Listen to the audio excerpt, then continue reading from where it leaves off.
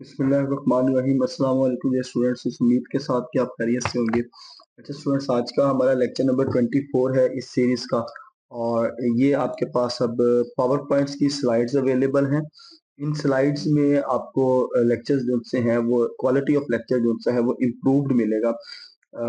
Simple quality of lecture बेहतर नहीं था, लिहाजा यहाँ पर आप स्लाइड्स की सूरत में ये लेक्चर आपको मिल रहे हैं और हम अपना सेम जो चैप्टर है उसे कंटिन्यू कर रहे हैं। चैप्टर हमारा 2 था और आज हम उसकी एक्सरसाइज के पहले मल्टीपल चॉइस क्वेश्चंस देखेंगे। पहला क्वेश्चन है, angle at the dot product becomes equal to cross product. इसका राइट आंसर है जी 45 डिग्री। 45 डिग्री के ऊपर आपके पास साइन थीटा और कॉस थीटा की वैल्यू इक्वल आती है। इसमें याद रखिएगा साइन 45 और कॉस 45 का आंसर 1/√2 आता है। तो आप डॉट प्रोडक्ट निकालें या आप क्रॉस प्रोडक्ट निकालें, आंसर आपके पास सेम आएगा। सेकेंड एमसीक्यू है आपके पास, projectile gain its maximum height at an angle of. इसका राइट आंसर है जी 90 डिग्री। 90 डिग्री पर क्या है जी, हाइट ऑफ प्रोजेक्टाइल का फार्मूला आप लिखें vi² sine square theta by 2g। Theta की वैल्यू 90 डिग्री पुट करें, साइन 90 1 होता है और 1 का स्क्वायर आपके पास क्या आएगा 1। तो मैक्सिमम जो हाइट है वो आपको 90 डिग्री के एंगल पर मिलेगी। थर्ड एमसीक्यूज है आपके पास, the scalar product of two vector is maximum if they are. Scalar product दो वेक्टर्स का मैक्सिमम होगा जब दोनों वेक्टर्स आपस में एक दूसरे के परपेंडिकुलर होंगे।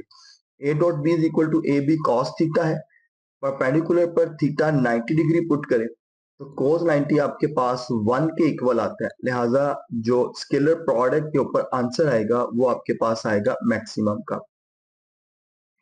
फोर्थ आपके पास एमसीक्यूज है, the range of projectile is same for two angles which are complementary angle. जो कंप्लीमेंट्री एंगल्स होंगे, रेंज बेसिकली क्या है, ऐसे दो एंगल्स जिनका आपस में एंगल का सम 90 डिग्री के इक्वल आ जाए, वो एंगल 90 डिग्री के कंप्लीमेंट्री एंगल्स कहलाते हैं। जैसे आप देखें आपके पास एंगल है 30 डिग्री और एंगल है 60 डिग्री। इन दोनों का सम आपके पास क्या आएगा 90 डिग्री। इन दोनों के ऊपर जब आप रेंज निकालेंगे तो उसका आंसर इक्वल आएगा। इसी तरह आपके पास वैल्यू है 70 डिग्री और 20 डिग्री। इन दोनों के ऊपर जब आप आंसर निकालेंगे रेंज का अलग अलग, तो इनका आंसर आपके पास इक्विवेलेंट आएगा और इन्हें आप कहते हैं कंप्लीमेंट्री एंगल्स। तो क्वेश्चन आपके पास क्या है, range of projectile is same for those angles which are mutually, जो आपस में कंप्लीमेंट्री एंगल्स बनाते हैं यानी उनका सम 90 डिग्री के इक्वल आता है, उन दो एंगल्स के ऊपर रेंज आपस में क्या रहेगी, सेम रहेगी। नेक्स्ट आपके पास एमसीक्यूज है, the acceleration at the top of trajectory of projectile is. इसका आंसर है जी। टॉप ऑफ प्रोजेक्टाइल के ऊपर एक्सेलरेशन ट्रैजेक्टरी का मैक्सिमम होगा, वो जी के इक्वल आता है। आप प्रोजेक्टाइल की मोशन को देखें, इसकी मैक्सिमम टॉप के ऊपर देखें तो लीनियर एक्सेलरेशन इसका 0 होगा, क्योंकि हम कहते हैं कि हमारा जो हॉरिजॉन्टल कंपोनेंट है वो 0 के इक्वल होता है vx। जब vx 0 है तो लीनियर एक्सेलरेशन क्या होगा 0, और इसका वर्टिकल एक्सेलरेशन g के बराबर आएगा। उसकी रीजन क्या है कि body under constant acceleration move कर रही होती है। अब आप जब एक्सेलरेशन नेट एक्सेलरेशन के फार्मूले से निकालेंगे तो इसका answer a is equal to ax square plus ay²। ax आपके पास 0 है, ay का स्क्वायर है, स्क्वायर स्क्वायर रूट को कैंसिल करेगा और नेट एक्सेलरेशन आपका क्या आ जाएगा, g आ जाएगा। और यही आप इसकी डेफिनेशन में भी पढ़ते हैं, या इसकी डेफिनेशन में आप पढ़ते हैं कि projectile is a two dimensional motion under constant acceleration. तो टोटल एक्सेलरेशन आपके पास क्या रहता है, कांस्टेंट रहता है। 6 एमसीक्यूज है आपके पास, इंपल्स का एसआई यूनिट क्या है। इंपल्स का एसआई यूनिट होता है न्यूटन सेकंड। फॉर्मूला आपके सामने लिखा हुआ है, फोर्स इनटू टाइम। फोर्स का यूनिट न्यूटन और टाइम का यूनिट सेकंड। 7 एमसीक्यूज है जी आपके पास, rate of change of momentum is. Rate of change of momentum force के इक्वल होता है। F is equal to del P और डेल टी फार्मूला आपने प्रूव किया हुआ है। 8 एमसीक्यूज है जी, rocket move upward during its journey, then its acceleration goes on. इसका एक्सेलरेशन सेम रहता है। याद रखिएगा, रॉकेट जब मूव करेगा तो वो प्रोजेक्टाइल मोशन बनाएगा, और स्टूडेंट्स प्रोजेक्टाइल मोशन में जो वैल्यू जी है वो कांस्टेंट रहती है। तो कोई भी रॉकेट जब मूव करेगा अंडर कांस्टेंट एक्सेलरेशन, तो उसका एक्सेलरेशन जो सा है वो आपके पास हमेशा जी के इक्वल आ जाएगा।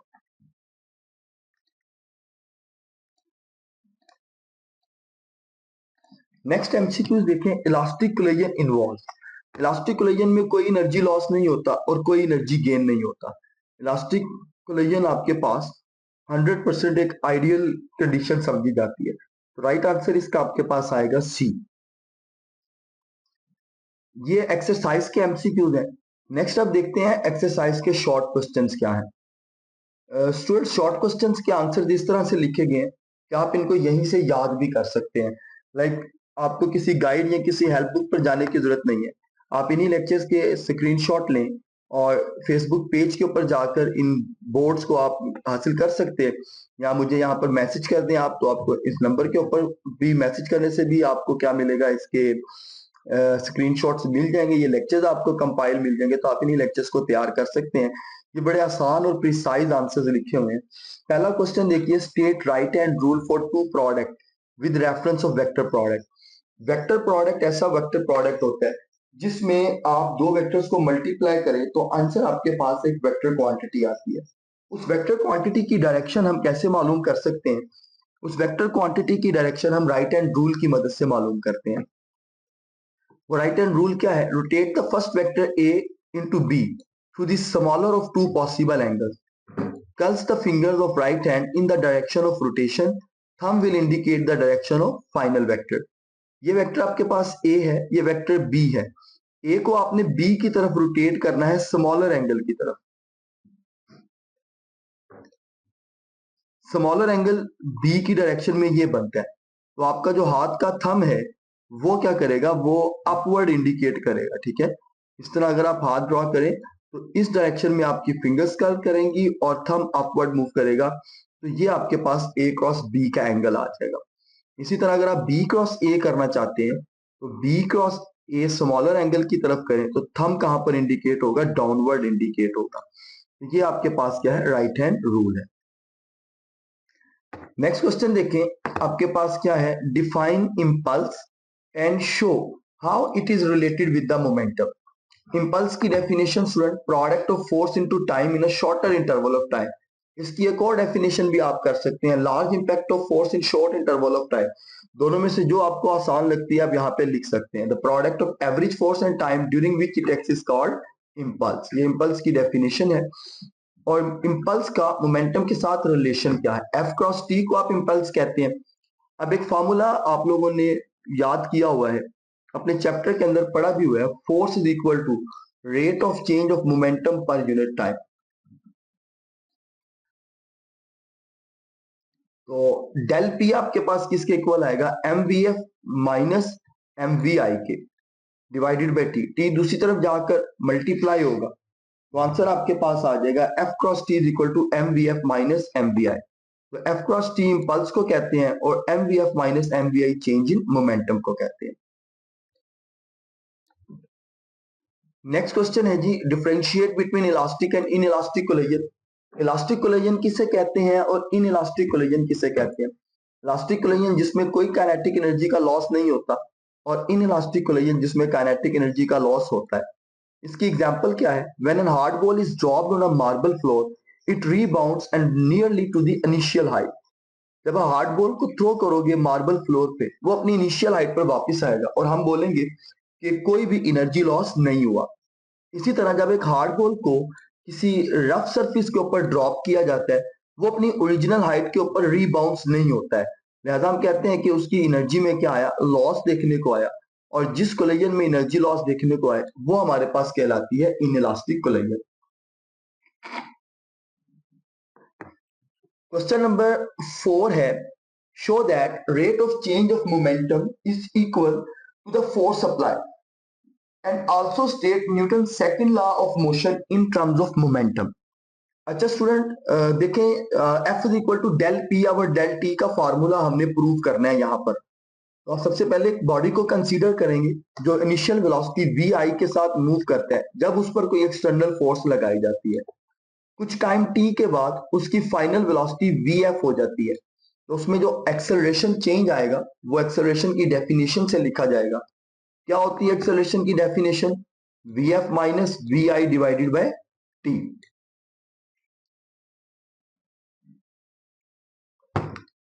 इसी तरह सेकंड लॉ ऑफ न्यूटन क्या कहते हैं? F is equal to M A. तो ए आपके पास किसके इक्वल आएगा? एफ पावर एम के इक्वल आ जाएगा। दोनों इक्वेशंस को आप इक्वेट करें तो फॉर्मूला आपके पास बनेगा F by M is equal to V F minus V I by T. इनको क्रॉस मल्टीप्लाई करें। क्रॉस मल्टीप्लाई में आप क्या काम करते हैं? क्रॉस मल्टीप्लाई में आप एफ को टी से मल्टीप्लाई करेंगे और इस इक्वेशन को एम से मल्टीप्लाई करेंगे। एफ क्रॉस टी किसके इक्वल आ जाएगा? M V F minus M V I के इक्वल। टी इस तरफ आकर डिवाइड होगा तो फोर्स जो सी है वो rate of change of momentum के इक्वल आ जाएगी। यही आपकी स्टेटमेंट है, rate of change of momentum is equal to the applied force. इसके बाद आपके पास है law of motion. Law of motion यहीं से डिफाइन होगा, force acting on a body is equal to the rate of change of momentum. इसी statement को आप अपने वर्ड्स में लिखेंगे तो वो आपके पास क्या कहलाएगा? Second law of Newton in terms of momentum आ जाएगा। नेक्स्ट क्वेश्चन है 2.5। ये क्वेश्चन बड़ा इजी है। ये दोनों state law of conservation of linear momentum. Law of conservation of linear momentum क्या है? ये total linear momentum of an isolated system आपके पास क्या रहता है? कांस्टेंट रहता है। इसकी इक्वेशन भी लिखेंगे m1 v1 plus m2 v2। ये मोमेंटम बिफोर कोलिजन था और ये आपके पास क्या होगा? मोमेंटम आफ्टर कोलिजन होगा। इसमें उसने कहा है कि कोई कंडीशंस बता दें, तो दो कंडीशंस आप इसकी बता सकते हैं। एक, नो एक्सटर्नल फोर्स एग्जिस्ट, और दूसरी है कि फ्रिक्शनल फोर्स इसमें आप जीरो कंसीडर करते हैं जब आप लॉ ऑफ कंजर्वेशन का टॉपिक तैयार करते हैं। तो ये दोनों कंडीशंस आप लिख सकते हैं। इसको आप आइसोलेटेड सिस्टम भी कहते हैं। ओके स्टूडेंट्स, अब आप देखें 2.6। Show that range of projectile is maximum at an angle of 45 degree. इस सवाल को करने के लिए आप लोगों को ये फार्मूला याद होना चाहिए, V I square sine two theta by G. 45 degree पर आपने रेंज निकालनी। थीटा की जगह पर क्या करोगे? एंगल पुट करोगे 45 डिग्री, 2 से मल्टीप्लाई करोगे, आंसर आपके पास क्या आ जाएगा? साइन 90। स्टूडेंट साइन 90 आपके पास 1 के इक्वल होता है, तो रेंज का आंसर आपके पास आ जाएगा बी आई स्क्वायर बाय जी। ये आपके पास मैक्सिमम रेंज है। याद रखिएगा ये क्या है? Maximum range. नेक्स्ट आपके पास है 2.7। Find the time of flight of projectile to reach the maximum height. Maximum height के ऊपर टाइम ऑफ फ्लाइट आपने कैलकुलेट करना है क्या है? देखिए, एक प्रोजेक्टाइल को कंसीडर करें जो अपवर्ड मूव करता है और एक मैक्सिमम हाइट पर आ जाता है। इसका वेलोसिटी का वर्टिकल कंपोनेंट उस वक्त क्या होगा? V I by sine theta. अगर आप प्रोजेक्टाइल की डायग्राम यहां बना लें तो इस पॉइंट पे वेलोसिटी के दो प्रोजेक्ट कंपोनेंट बनेंगे, एक वी आई वी एक्स और एक आपके पास जो प्रोजेक्ट आएगा वो वी वाई आएगा। वी आई वाई आपके पास किसके इक्वल होगा? वी आई साइन थीटा के। और वर्टिकल कंपोनेंट जो है वो यहां पर आके जीरो हो जाएगा क्योंकि बॉडी अब मजीद ऊपर नहीं जा रही है। फर्स्ट इक्वेशन ऑफ मोशन को आप यूज करेंगे, V F Y is equal to V I Y minus G T. V F Y आपके पास जीरो के इक्वल आ जाएगा। वी आई वाई की जगह पर क्या आएगा? V I sine theta minus G T इसलिए ले रहे हैं कि body against the gravity move कर रही है, लिहाजा टी का जो रिलेशन आपके पास आएगा वो V I by sine theta by G के इक्वल आ जाएगा। इसी तरह आप अगर टाइम पीरियड का फॉर्मूला याद करो तो वो आप क्या लिखते हो? वो आप लिखते हो 2 vi sine theta bye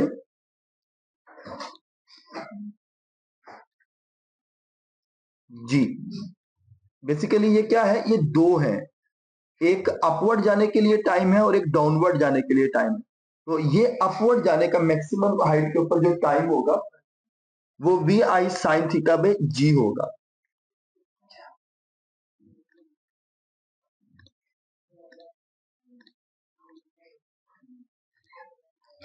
next देखिए, maximum horizontal range of projectile क्या होगी?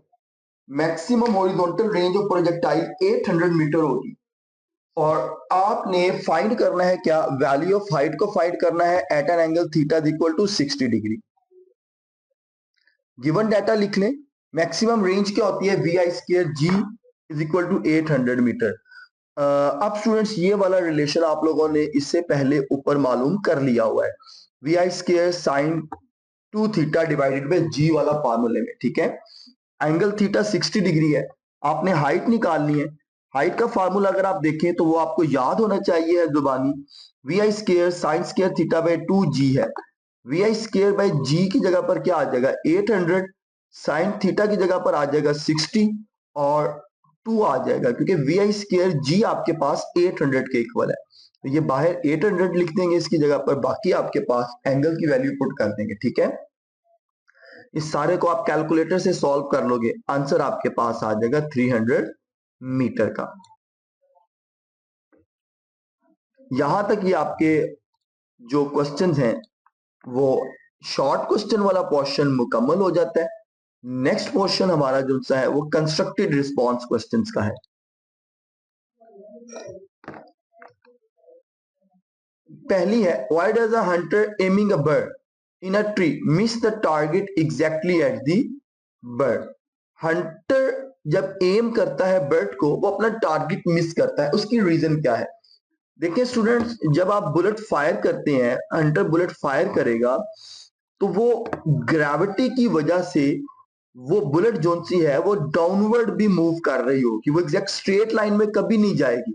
यहां देखें, अगर ये आपके पास ऑब्जर्वर है, उसने इस पॉइंट को टारगेट करना है तो वो कभी स्ट्रेट लाइन में ऐसे नहीं जाएगी, वो अपना कर्व्ड पाथ लेगी, क्योंकि ग्रेविटी क्या करेगी उस बॉडी को डाउनवर्ड नीचे की तरफ खींच रही होगी। तो आप यहां से इसका आंसर ले सकते हैं कि जब एक हंटर एम करता है एग्जैक्ट बर्ड के ऊपर, तो जो आपका बुलेट है वो एक पैराबोलिक पाथ बनाता है, क्योंकि वो फॉल्स करता है डाउनवर्ड ड्यू टू ग्रेविटी, जिस वजह से वो एग्जैक्ट अपनी पोजीशन के ऊपर जाकर नहीं टकराता, बल्कि उसका निशाना जो है वो मिस हो जाता है। सेकंड है जी, a person falling on a heap of sand does not hurt more as compared to a person falling on a concrete floor। एक शख्स जो सा है वो मट्टी के ढेर के ऊपर गिरता है और दूसरा शख्स जो सा है वो कंक्रीट के ऊपर गिरता है, फ्लोर के ऊपर, सीमेंट के फर्श के ऊपर। तो वो हीप वाला जो सा है उसको, हीप ऑफ सैंड पे जो गिरने वाला शख्स है उसको तकलीफ नहीं होती। तो बेसिकली क्या है कि सॉफ्टर बॉडीज जो सी हैं वो टाइम ऑफ इम्पैक्ट को रिड्यूस कर देती हैं। इम्पल्स का ये कॉन्सेप्ट है, अगर एक इंसान फुटबॉल पे हिट करता है तो फुटबॉल जो रिएक्शन देगा उसका टाइम बहुत लेट होगा, क्योंकि सॉफ्टर बॉडी है। अगर एक इंसान फुटबॉल के मुकाबले में किसी पत्थर को हिट करता है, तो वो पत्थर एक हार्ड ऑब्जेक्ट है, उसका टाइम जो रिएक्शन का होगा वो बहुत ज्यादा जल्दी होगा। तो हार्ड ऑब्जेक्ट का रिएक्शन टाइम जल्दी होता है, सॉफ्ट ऑब्जेक्ट का रिएक्शन टाइम लेट होता है। तो जब आप हीप ऑफ सैंड की बात कर रहे होते हो तो स्टूडेंट, हीप ऑफ सैंड के अंदर इंपैक्ट टाइम जो सा है वो रिड्यूस हो जाता है, जिस वजह से फोर्स का इंपैक्ट भी कम होता है और उस शख्स को इतनी ज्यादा तकलीफ नहीं होती। लेकिन जो कंक्रीट पे गिरता है वो तो एक बड़ा हार्ड और सॉलिड ऑब्जेक्ट है, तो वहां पे इंपैक्ट टाइम जो सा है वो बहुत ज्यादा स्मॉल हो जाता है और जल्दी ही रिएक्शन हो जाता है, लिहाजा फोर्स का जो इंपैक्ट है वो लार्ज होता है और ये एक सीरियस इंजरी की रीजन बनता है।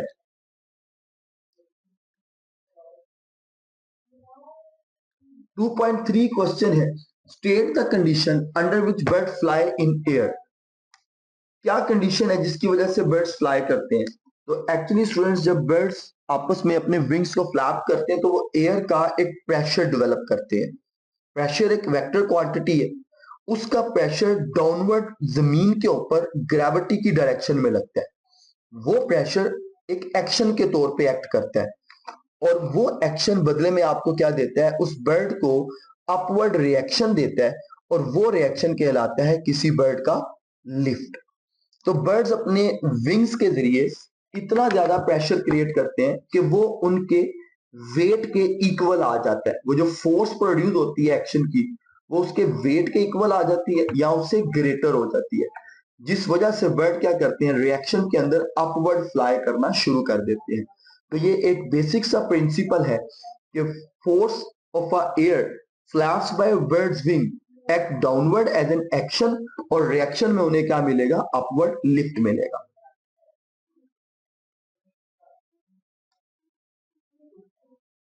2.4 क्वेश्चन है, consider a circumstance for which velocity and acceleration of vehicles are.